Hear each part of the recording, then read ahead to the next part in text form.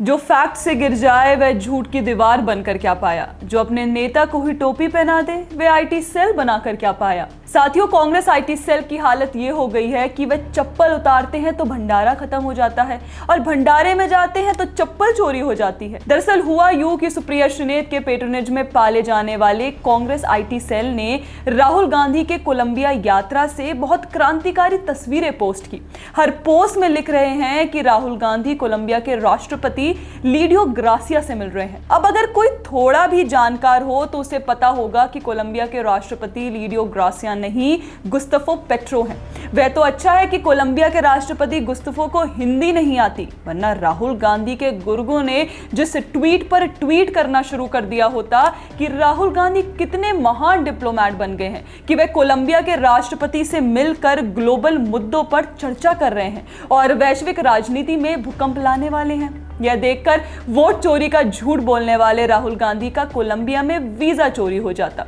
Congress IT cell के fake news को देखकर कम पढ़े लिखे लोग चक्कर खा गए कि भाई क्या बात है। राहुल गांधी के फॉरेन विजिट पर जब सवाल उठते रहते हैं तो किसी राष्ट्र के राष्ट्रपति से उनका इस तरह मिलना बिना भारत सरकार के मदद के कैसे संभव है। लेकिन झूठ की उम्र क्या, 2 पल भी नहीं, सच सिलसिला आजकल की नहीं। इन फर्जी ट्वीट से परेशान होकर कोलंबिया की ही कांग्रेस यानी कोलंबिया की संसद को ट्वीट करके बताना पड़ा कि अरे भाई, राहुल गांधी हमारे राष्ट्रपति से नहीं मिले हैं, राहुल गांधी हमारे कांग्रेस के प्रेसिडेंट से मिले हैं, यानी सदन के अध्यक्ष से मिले हैं।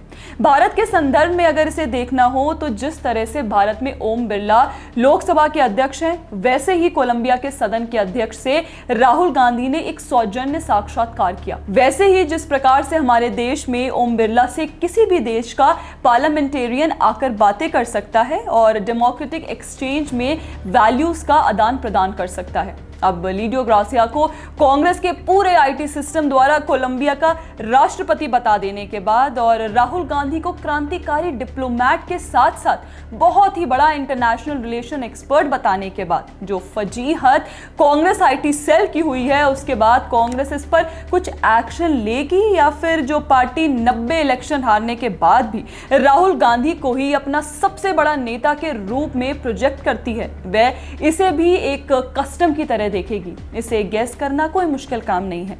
लेकिन कम से कम एक बात तो तय है कि कांग्रेस आईटी सेल का फैक्ट चेक हो गया है कि तेजस्वी यादव के संगत में रहने वाले राहुल गांधी की आईटी सेल में किसी भी व्यक्ति 9वीं से आगे पढ़ाई नहीं की है।